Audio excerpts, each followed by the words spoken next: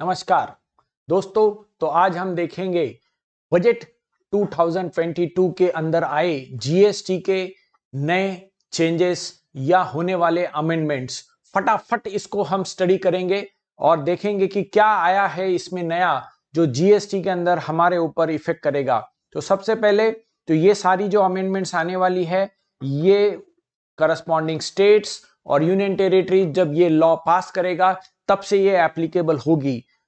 तो शुरू करते हैं पहली अमेंडमेंट, क्योंकि अब हम जा रहे हैं डिजिटल आईटीसी के ओर। तो ये डिजिटल आईटीसी क्या है? डिजिटल आईटीसी अब सेक्शन 16(2) BA के थ्रू हमारे सामने आ रहा है और ये आ रहा है एक रिस्ट्रिक्शन के रूप में कि जो भी आईटीसी है वो हमको कम्युनिकेट किया जाएगा रजिस्टर्ड पर्सन को, और वो रूल 38 के हिसाब से जो रिस्ट्रिक्शंस है वो भी उसके ऊपर लागू होंगे। तो ये नया क्या है? तो नया दोस्तों ये आया है कि जो भी आईटीसी आपको मिलेगा जो 2B के अंदर दिखेगा उसके साथ में अब कंडीशंस भी आएंगे कि ये फलाना आईटीसी आप नहीं ले सकते हैं या कम ले सकते हैं।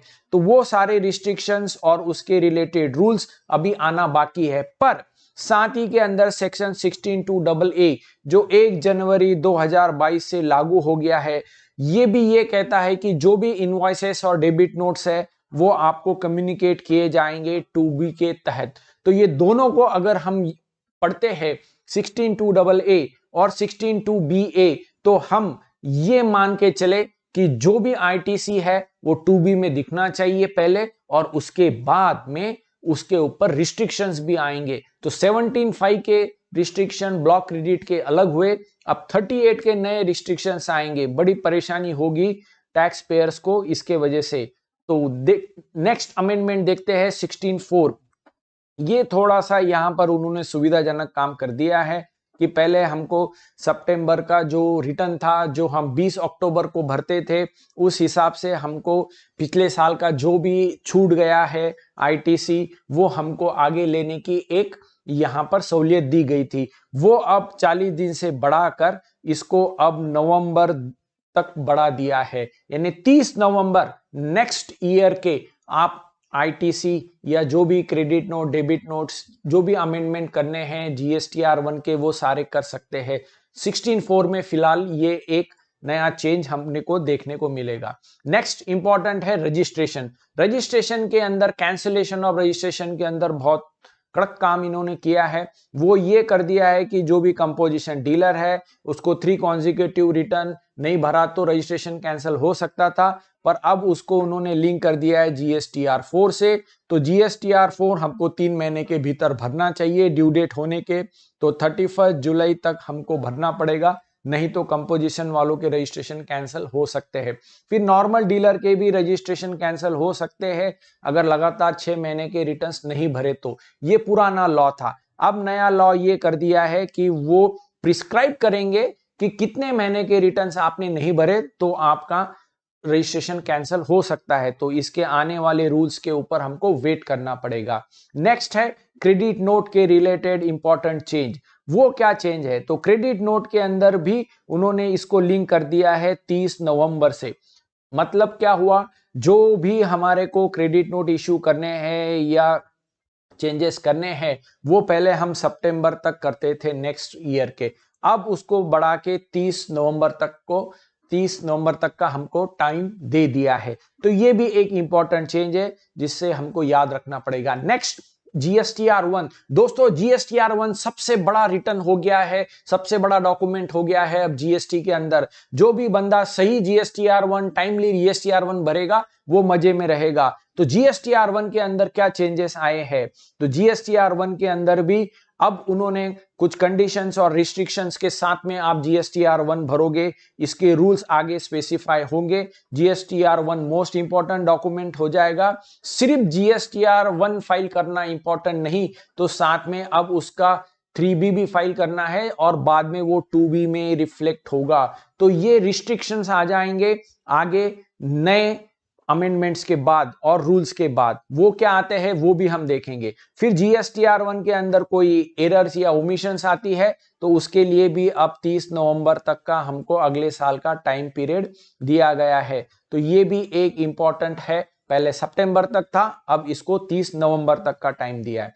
देन नेक्स्ट इंपॉर्टेंट हम देखेंगे कि जीएसटीआर 1 के अंदर अगर हम कोई सबमिशन नहीं करते हैं, मतलब क्या हुआ कि अगर टैक्स पीरियड पुराना है और हम उसका एक जीएसटीआर 1 नहीं भरते हैं तो अगला जीएसटीआर 1 नहीं जाएगा। तो ये एक बहुत इंपॉर्टेंट अमेंडमेंट आई है कि लगातार जीएसटीआर 1 मंथ टू मंथ भरना पड़ेगा। एक महीने का नहीं भरा तो आगे महीने का नहीं भर पाएंगे। अब आते हैं दोस्तों 2B के रिलेटेड बजट के अंदर क्या अमेंडमेंट है, क्योंकि अब ये बहुत इंपॉर्टेंट डॉक्यूमेंट बन गया है आईटीसी के लिए। तो पूरा के पूरा सेक्शन 38 नया लाया है, इसका हेडिंग ही चेंज कर दिया है, communication of details of inward supplies and input tax credit. तो 38 के हिसाब से हमको आईटीसी लेना पड़ेगा। और 38 में क्या क्या उन्होंने चेंजेस लाए हैं। 38 ये कहता है कि जो भी आउटवर्ड जीएसटीआर 1 सप्लायर भरेगा उसके बेसिस पे इलेक्ट्रॉनिकली 2B अपने को कम्युनिकेट होगा, और इस 2B के रिलेटेड रूल्स भी आएंगे और आगे जो कम्युनिकेट किया जाएगा उसके रिस्ट्रिक्शंस और कंडीशंस के हिसाब से आईटीसी लेना पड़ेगा। तो वो क्या कंडीशंस और रिस्ट्रिक्शंस है, तो सबसे पहले देखते हैं हम 38(2) जो सेक्शन आया है उसके अंदर उन्होंने ये कहा है कि इनपुट टैक्स क्रेडिट आपको अवेलेबल होगा, मे बी अवेलेबल होगा, पर नहीं होगा अवेलेबल कब, it can not be availed 1 अगर रजिस्टर्ड पर्सन से हमने इसको खरीदा है, कोई न्यूली रजिस्टर्ड पर्सन है, जैसे बीच में फेक ट्रांजैक्शंस हो जाती थी, नया बंदा कोई रजिस्ट्रेशन ले लेता था, जीएसटीआर 1 फाइल करता था, 3B भरता ही नहीं था। तो अब ऐसे केसेस के अंदर कुछ कंडीशंस के साथ में आईटीसी ले गए, तो हमको कैसे पता चलेगा कि मैंने नए बंदे से माल खरीदा है, तो ये थोड़ा ध्यान रख के माल खरीदना होगा। देन कोई अगर डिफॉल्ट करता है पेमेंट के अंदर सप्लायर और टैक्स नहीं भरता है तो भी हमको आईटीसी नहीं मिलेगा। और अगर उसका जीएसटीआर 1 ज्यादा अमाउंट का भरता है, 3B वो कम अमाउंट का भरता है, तो भी प्रोपोर्शनेट या कितना आईटीसी नहीं मिलेगा वो भी आएगा। अगर वो ज्यादा का आईटीसी ले लेता है जो कि उसको कम मिलता है, जिसकी वजह से उसके ऊपर लायबिलिटी आती है, तो हमको भी आईटीसी नहीं मिलेगा। तो सप्लायर के ऐसे कोई कंडीशंस आएंगे, क्लास आएंगे और ऐसे मालूमात 2B में दी जाएंगी जिसको हमको हर बार ध्यान में रखना पड़ेगा। पर सबसे इंपॉर्टेंट बात, क्या मशीनरी दी गई है रेसिपिएंट को कि सप्लायर की गलतियों की सजा उसको भुगतनी पड़ रही है, ये बहुत बड़ा प्रश्न हमारे सामने आता है। अब आते हैं नेक्स्ट अमेंडमेंट 3B के अगेंस्ट। 3B के अंदर भी उन्होंने यही दिया है कि जो भी करेक्शंस करने हैं वो आप 30 नवंबर तक कर सकते हो, जो कि पहले सितंबर के क्वार्टर तक था, या annual return which ever is earlier. तो ये एक ध्यान में रखना है। देन हम देखते हैं नेक्स्ट अमेंडमेंट ये आया है कि जो भी 3B भरनी है वो हमको कंटिन्यूअस बेसिस पे भरनी है, साथ साथ में जीएसटीआर 1 भी भरना है। तो अगर जीएसटीआर 1 हम नहीं भरते हैं एक पीरियड का तो आगे का 3B नहीं जाएगा। तो GSTR 1 is the most important document, और जीएसटीआर 1 और 3B अब हमको साथ साथ भरने पड़ेंगे, नहीं तो दिक्कतें होगी। अब आते हैं नेक्स्ट इंपॉर्टेंट अमेंडमेंट जो आने वाली है आईटीसी के अंदर, और ये सबसे खतरनाक अमेंडमेंट आ रही है सेक्शन 41 में। वो क्या अमेंडमेंट है, तो सेक्शन 41 के अंदर अभी उन्होंने एक नया प्रोविजन लाया है कि जो भी आईटीसी आपने लिया है अगर वो सप्लायर नहीं भरेगा तो इंटरेस्ट के साथ हमको भरना है, और जब सप्लायर भर देगा तो उसको आप री-अवेल कर सकते हो। तो ये एक बहुत ही खतरनाक प्रोविजन इसमें आ गई है आईटीसी की कि सप्लायर अगर नहीं टैक्स भरेगा तो मुझे करना पड़ेगा। तो ये कंटिन्यूअस प्रोसेस रहेगी, हर महीने के रिटर्न्स अपने को चेक करने पड़ेंगे, उस हिसाब से देखना पड़ेगा कि फरवरी में हमने फॉर एग्जांपल कोई आईटीसी लिया है तो बंदे ने, सामने वाले ने मार्च में रिटर्न नहीं भरा, उसने अप्रैल में भरा, तो हमको अप्रैल में आईटीसी मिलेगा, मार्च में उसको रिवर्स करना पड़ेगा, फिर अप्रैल में क्लेम करना पड़ेगा, इंटरेस्ट भी भरना पड़ेगा, बड़ी दिक्कत वाली समस्या हो रही है। फिर लेट फीस टीसीएस के ऊपर लगेगी, ये एक नया प्रोविजन आया है कि जो भी टीसीएस वाले हैं उनको भी लेट फाइलिंग कि लेट फीस लगेगी टीसीएस वालों को। फिर एक जो बड़े कॉरपोरेट्स है जहां पर डिस्टिंक्ट पर्सन है एक स्टेट से अदर, तो वो पैसा ट्रांसफर कर सकते हैं, उनके आईजीएसटी और सीजीएसटी अकाउंट के अंदर है, तो एक जीएसटी नंबर से दूसरे जीएसटी नंबर पे वो अमाउंट ट्रांसफर कर सकते हैं। अब चलते हैं और एक रिस्ट्रिक्शन जो आईटीसी के अंदर आया है और जो आगे घातक बन सकता है, वो है 4912।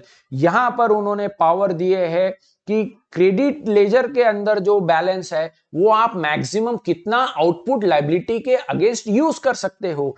पहले एक्साइज में रहता था कि पीएलए से इतना अमाउंट भरो और आप सिनवेट से इतना भरो, तो वैसे रिस्ट्रिक्शंस आ सकते हैं। तो ये रूल्स आगे आएंगे और ये दिन ब दिन आईटीसी क्लेम करना बड़ा मुश्किल होगा दोस्तों, तो इसके ऊपर वॉच रखना पड़ेगा। इंटरेस्ट के अंदर एक फेवरेबल अमेंडमेंट आई है, रिट्रोस्पेक्टिव आई है, वो ये है कि आईटीसी अगर हमने अवेल किया और यूटिलाइज किया तो ही 24% इंटरेस्ट लगेगा, और ये रिट्रोस्पेक्टिव है। हालांकि ये पहले से ही यही इंटेंशन था लॉ का, क्लैरिफिकेटरी अमेंडमेंट है कि कोई आईटीसी हम अवेल कर लेते हैं पर यूटिलाइज नहीं करते तो इंटरेस्ट लगना ही नहीं चाहिए था, और अगर किसी ने भर दिया होगा तो उसको रिफंड लेना पड़ेगा। तो ये एक वेलकम अमेंडमेंट आई है। फिर टीसीएस के अंदर भी रेक्टिफिकेशन करने हैं, तो रिटर्न के अंदर वो 30 नवंबर तक करना है, वो भी डेट बढ़ा दी गई है। अब हम देते हैं समरी फटाफट। तो ये है आईटीसी का जर्नी, जो पहले सीमलेस क्रेडिट था जब ये जीएसटी आया था, बाद में इसको अक्टूबर 19 के अंदर 120% का रिस्ट्रिक्शन दे दिया, 2A के 120% मिलेगा। फिर 1 जनवरी 2020 से आया कि 110% 2A के मिलेगा। फिर 1 जनवरी 2021 से आया कि आपको 105% ऑफ 2B मिलेगा। अब 1 जनवरी 2022 से आया है कि 2B के हिसाब से लेना है, और अब प्रपोज्ड अमेंडमेंट्स आए हैं कि 2BA के हिसाब से आपको बताया जाएगा। फिर आपको रूल 38 के भी रिस्ट्रिक्शन देखने हैं कि कौन सा आईटीसी मिलेगा नहीं मिलेगा। फिर 41 में भी आपको देखना है कि सप्लायर ने भरा क्या नहीं भरा। तो ये with restrictions and condition ITC मिलना शुरू हो रहा है अब। तो ये टेक्नोलॉजी और लॉ का आईटीसी का झगड़ा जीएसटी में बढ़ते रहेगा। तो ये थी आज का डिस्कशन, जो बजट्स के अंदर जो मेजर अमेंडमेंट्स आएंगे। तो दोस्तों देखते रहिए कर नीति का YouTube channel. Thanks for watching this video. आपके क्वेरीज या आपके जो भी है ये व्हाट्सएप करिए पर्सनल, इसके अंदर मेरा ये नंबर है, तो मैं इसका आपको जवाब जरूर दूंगा। Thank you.